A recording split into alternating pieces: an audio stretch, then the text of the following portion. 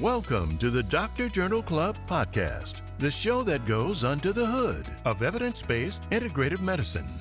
We review recent research articles, interview evidence-based medicine thought leaders, and discuss the challenges and opportunities of integrating evidence-based and integrative medicine.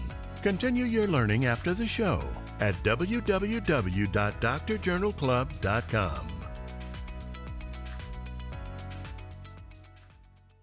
Please bear in mind that this is for educational and entertainment purposes only. Talk to your doctor before making any medical decisions, changes, etc. Everything we're talking about, that's to teach you guys stuff and have fun. We are not your doctors.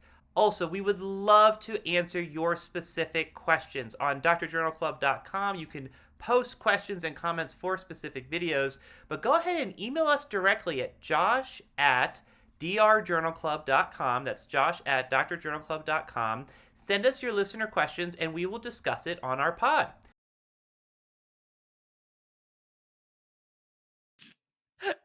I just love that movie so much.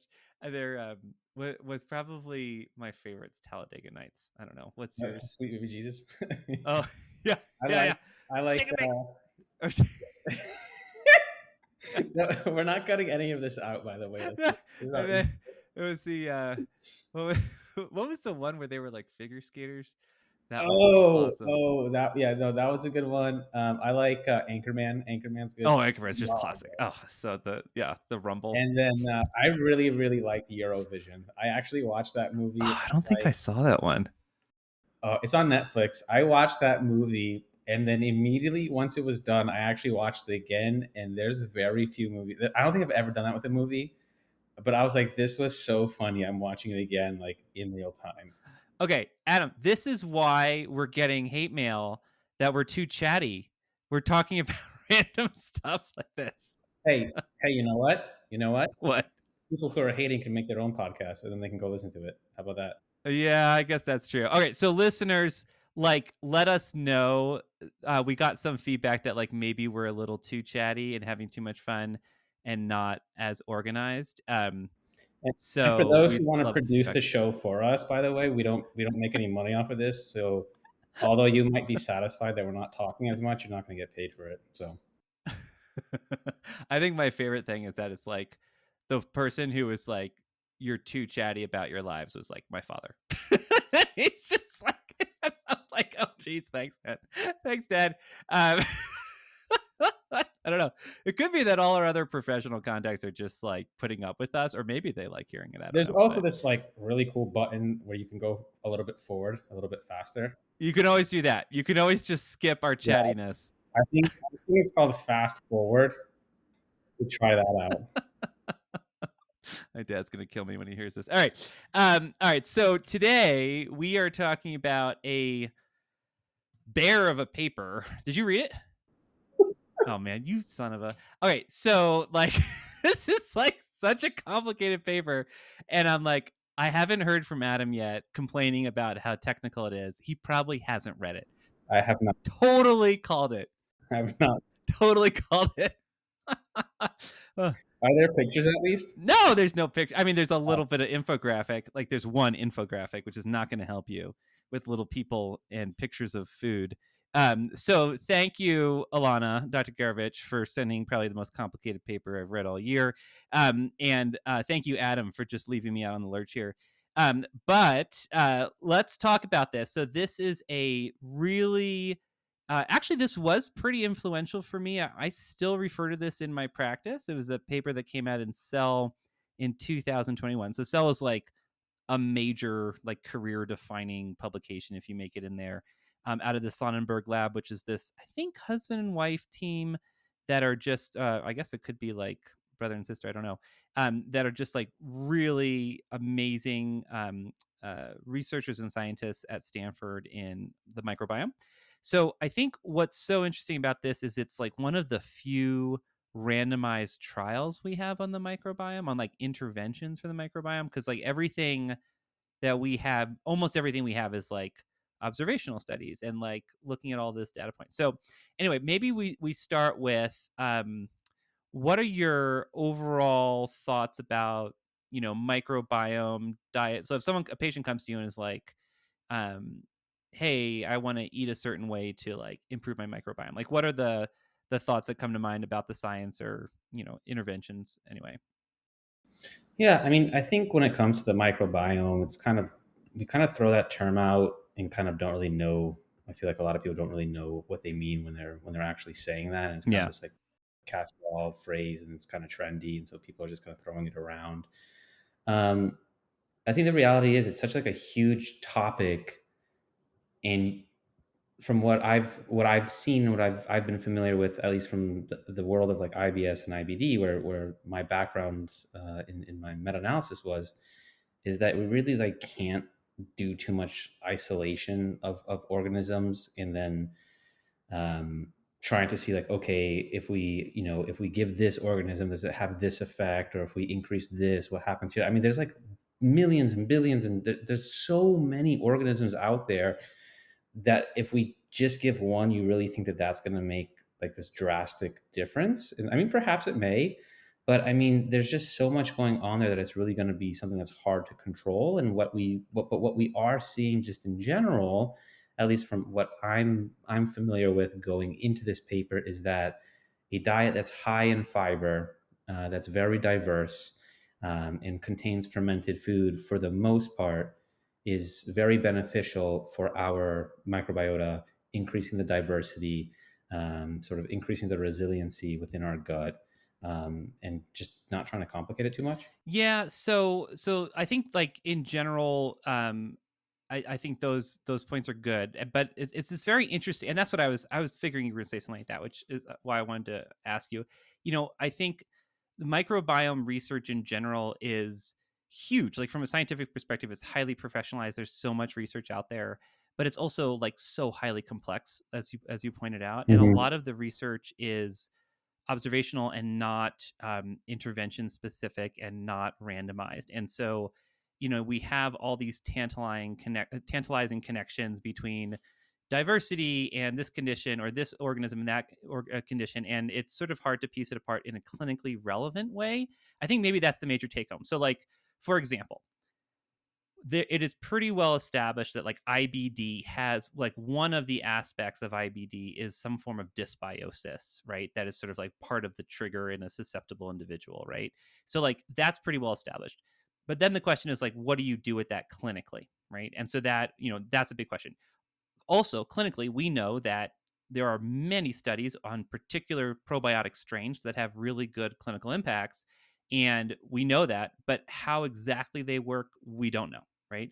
So there's like sort of all these questions. One of the things that I really liked about this study was that it actually was like a messy microbiome evaluation, but based on a very specific like pragmatic intervention. And so they're actually, so I just wanted to correct one thing. So there are two interventions. So one was high fiber, and then the other one was high fermented foods.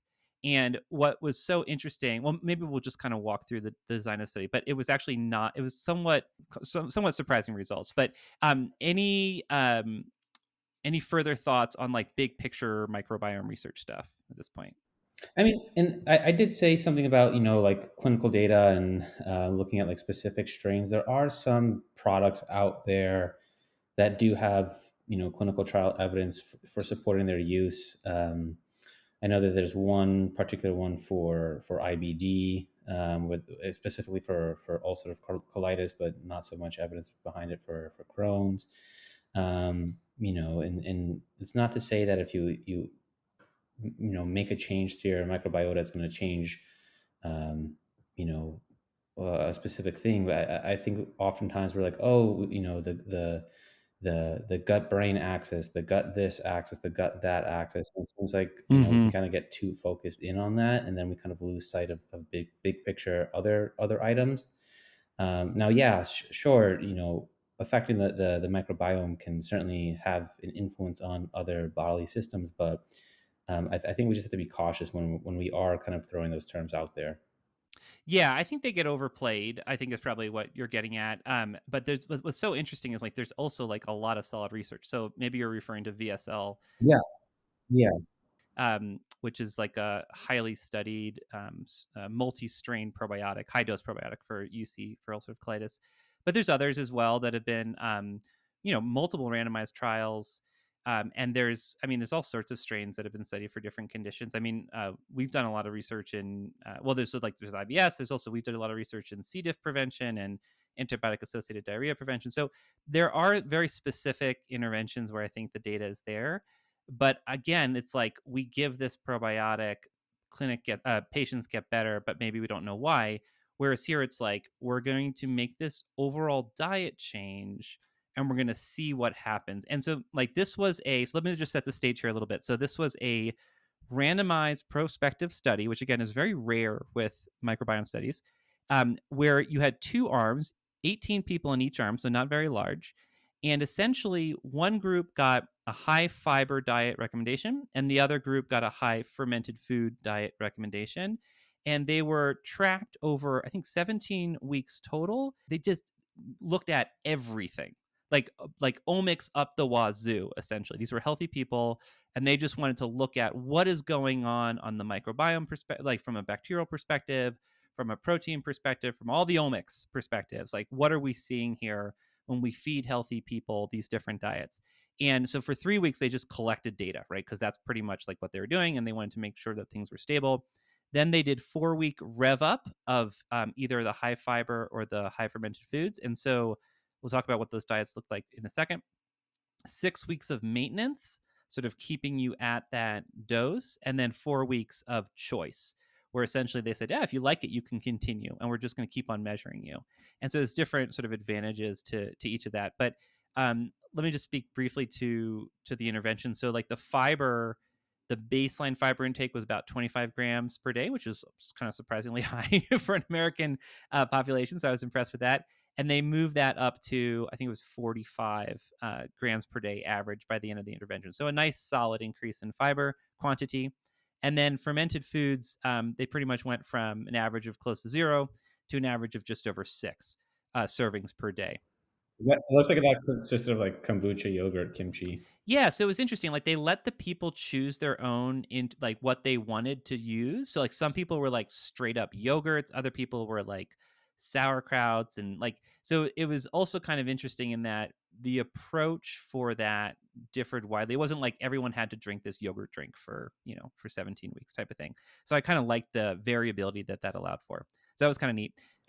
Have you ever tried quantifying how much fiber you take in a day? Oh yeah, definitely. Yeah, that's what I do with patients all the time. So I use there's like a zillion free apps out there, like MyFitnessPal or something, and Mhm. I do fiber audits, and then so like they collect a normal day or a couple of days and average it and get the fiber readout, and then we try to increase, based on what our total goal is. What are you typically seeing with patients? I'm just kind of like, what would you guess to me as like an average? Yeah, so interesting. So based on this study, for example, so just kind of jump around. This study found that increasing fiber did not improve diversity, even though they thought that it would. And you would have assumed that it would, but it did not. And so I think there's value in high fiber diets for all sorts of things, but not, at least according to this, for diversity of the microbiome.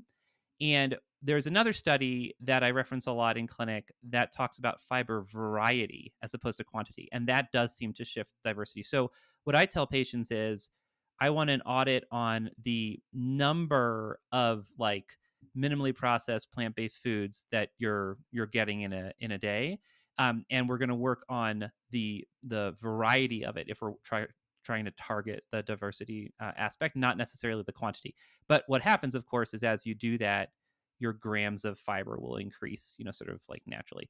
And I think that's smart the way they did the ramp up, because I don't know if you've ever asked someone to start a high fiber diet overnight, but like they will get cramping, constipation, they'll hate you, bloating. So you have to kind of rev up over about a month, which is what they did here. And then the body kind of adjusts to it. So I thought that was cool too.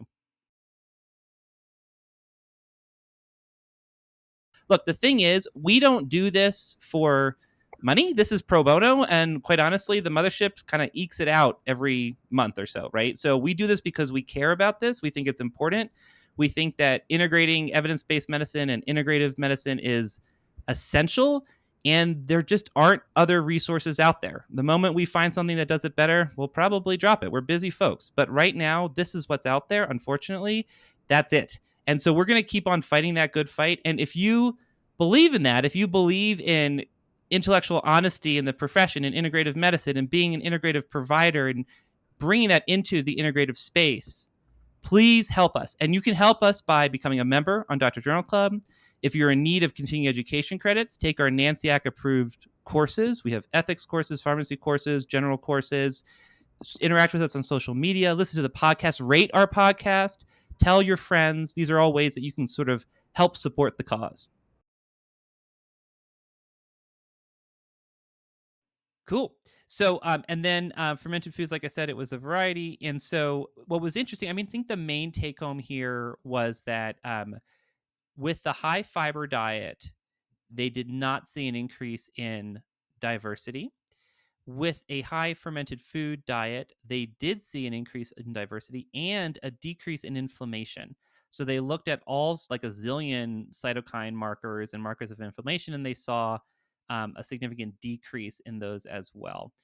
So that was sort of the main take home, is that not all dietary interventions are alike, which I thought was absolutely fascinating. So like clinical application after this came out a couple years ago, that's what I do. Like if I have a patient where I suspect that there might be a diversity issue that's driving some clinical outcome, we will either do fiber variety but not quantity, or and we kind of stagger it, fermented foods, and we target what they did, which was about 6. And even though it didn't necessarily, increase the diversity, did it make the current organisms there more efficient at, like breaking down carbohydrates or extracting energy or anything like that?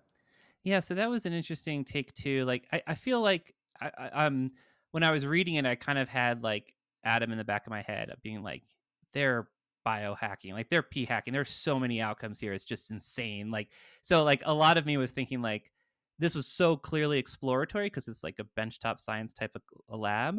Um, but it was also fascinating to see this deep dive on just like 36 people. But they looked at a lot of stuff. And so I think maybe what you're getting to is like one of the things that they were looking at is, okay, are we seeing an expression of enzyme activity, the increasing? And what it was kind of interesting, like there was a few take homes that they had. One was that there's a huge lag in the ecosystem change.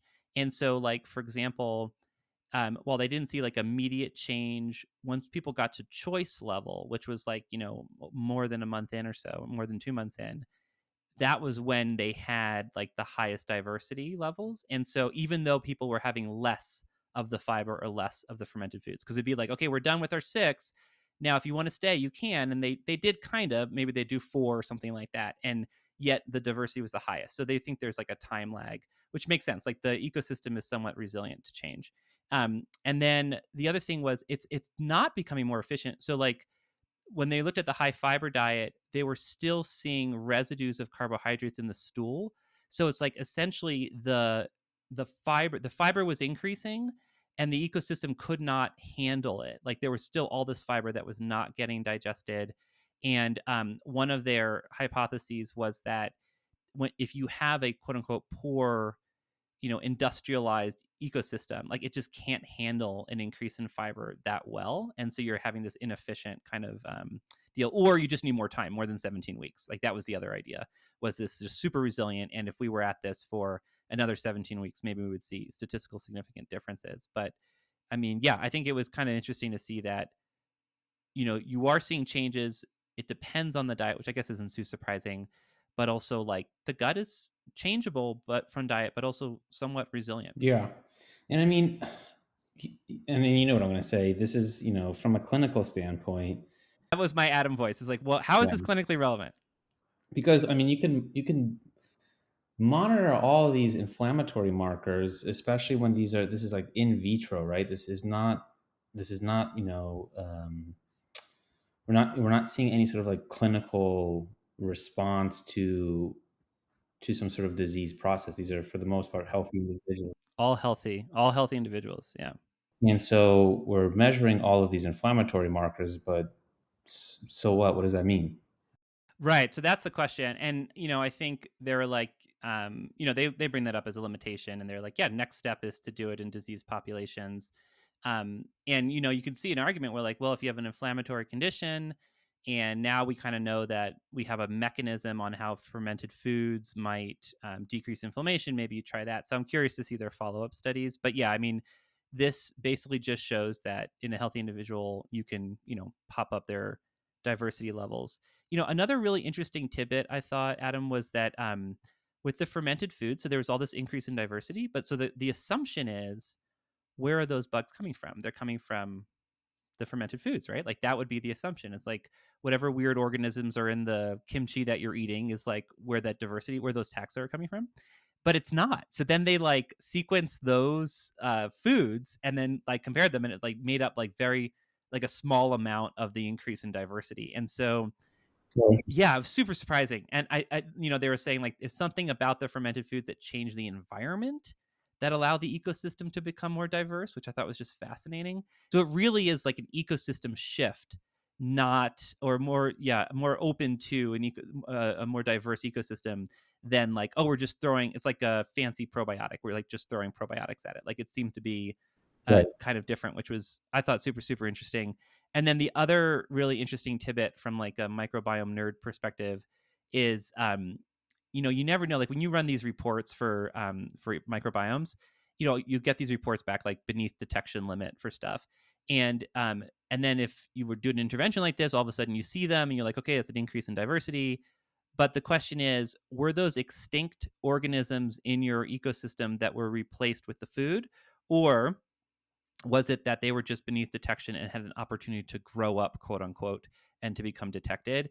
And that's a big debate in like microbiome world, where it's like if these organisms are extinct in your system, like they might be extinct forever, right? And it might be really really Hmm. hard to have them grow up again unless there's very targeted probiotics or something, or an FMT, as opposed to like, if as long as they're there in small amounts and you can target with fiber interventions and things, and apparently maybe fermented foods, you might be able to grow them up and rescue them from the edge of extinction.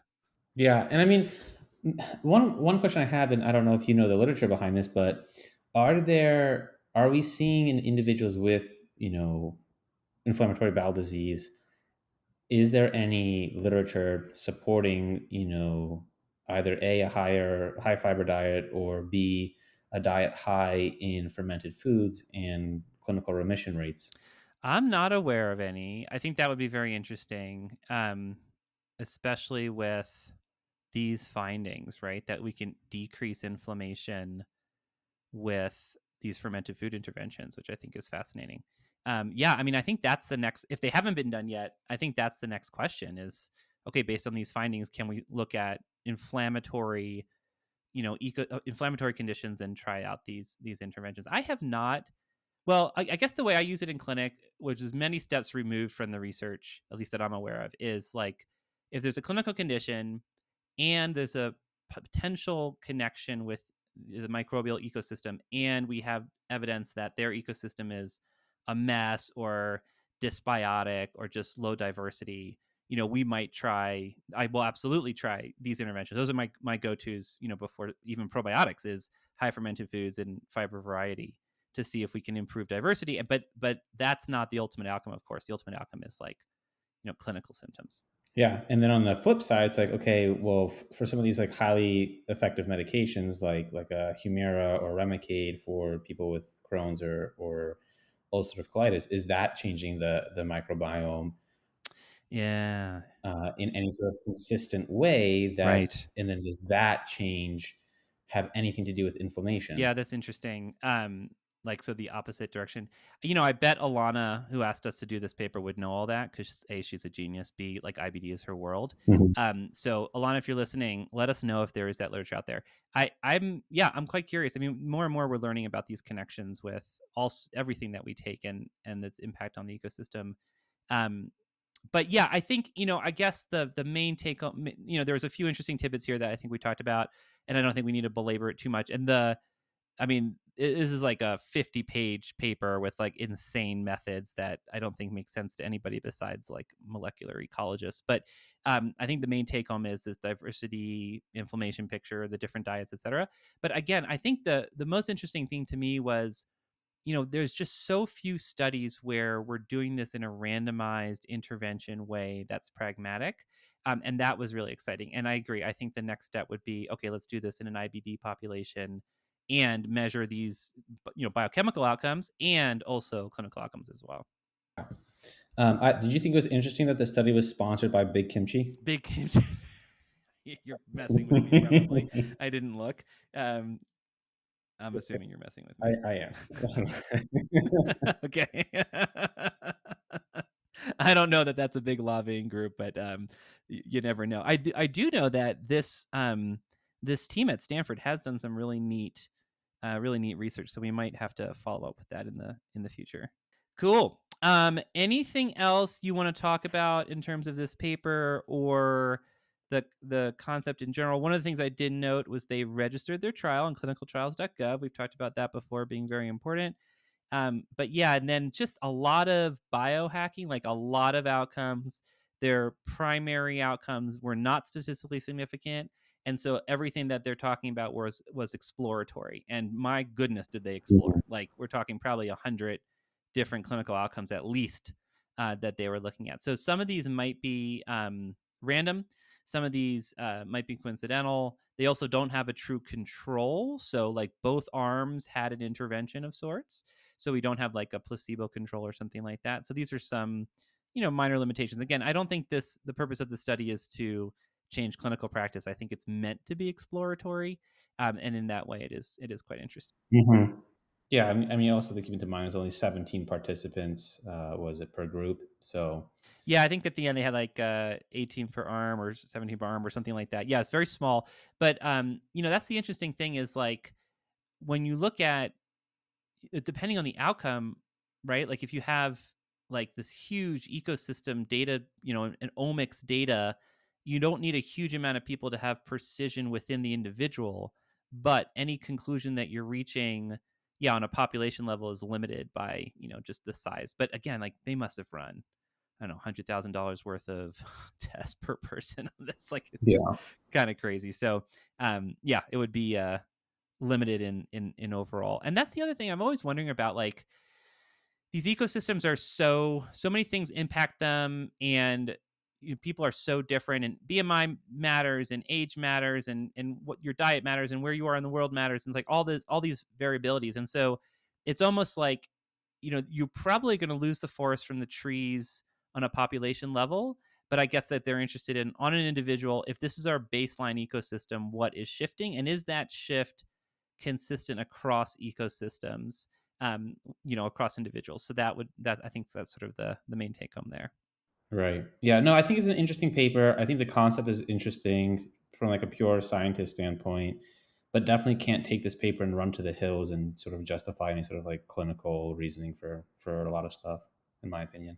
No, I use it for improving diversity, but I have to talk to patients. It's like super limited. And even that's a surrogate outcome, essentially, right? So, well, definitely not essentially, definitely a surrogate outcome for clinically important outcomes. So, yeah, it is kind of neat to see that, we can give them a targeted dietary recommendation. It's like, okay, I want you to rev up over a month with fermented foods. I want you to hit an average of 6, like, and all that just gets to come straight from this paper. And it's like when we do that, we see that we increase diversity and decrease inflammation. And that's kind of a neat thing. Yeah, cool. Cool. All right, I think that's it. Alana, if you wanted us to jump into the deep science on that, I am sorry. I have zero interest, and that is way over my head. Even back in the day, although I did have flashbacks. So they did most of the like cytokine research with flow cytometry, and that and that's like what I did my first year at naturopathic medical school. Was I was in the lab doing flow cytometry on this sort of thing, like looking at cytokine response and inflammatory response in test tubes and ex vivo, I guess. People were drawing white blood cells from cancer patients that were taking different interventions and stuff. So I did have some flashbacks to like the flow cytometer and how difficult that work was, but I'm so glad I'm out of the lab. Let me just say that. I very much appreciate not being a lab rat anymore. So that's a good life move for me, Josh. Pat on the back. All right, ladies and gentlemen, thank you for listening to us for another episode. We are officially caught up on article reviews. Although Dr. Kane did reach out. She appreciated our statin conversation, but she was suggesting that we might want to talk a little bit about potential side effects of statins. So I might need a break from statins. I need a detox from statins for a little bit, but we might come back and try to do like some sort of systematic review, if there is one. I'm sure there is one on like overall side effects that could be expected with statins, so that balance that we were talking about could be more informed for clinicians. So we'll look around for that, Dr. Kane. If you have anything in particular, send it our way. Otherwise, listeners, send us your papers, send us your questions, and we will be back next time on the Dr. Journal Club podcast. Take care. If you enjoy this podcast, chances are that one of your colleagues and friends probably would as well. Please do us a favor and let them know about the podcast. And if you have a little bit of extra time, even just a few seconds, if you could rate us and review us on Apple Podcast or any other distributor, it would be greatly appreciated. It would mean a lot to us and help get the word out to other people that would really enjoy our content. Thank you. Hey, y'all, this is Josh. We talked about some really interesting stuff today. I think one of the things we're going to do that's relevant, there is a course we have on Dr. Journal Club called the EBM Boot Camp that's really meant for clinicians to sort of help them understand how to critically evaluate the literature, et cetera, et cetera. Some of the things that we've been talking about today. Go ahead and check out the show notes link. We're going to link to it directly. I think it might be of interest. Don't forget to follow us on social and interact with us on social media at Dr. Journal Club, DR Journal Club on Twitter. We're on Facebook, we're on LinkedIn, et cetera, et cetera. So please reach out to us. We always love to talk to our fans and our listeners. If you have any specific questions you'd like to ask us about research, evidence, being a clinician, et cetera, don't hesitate to ask. And then, of course, if you have any topics that you'd like us to cover on the pod, please let us know as well. Thank you for listening to the Dr. Journal Club podcast, the show that goes under the hood of evidence-based integrative medicine. We review recent research articles, interview evidence-based medicine thought leaders, and discuss the challenges and opportunities of integrating evidence-based and integrative medicine. Be sure to visit www.drjournalclub.com to learn more.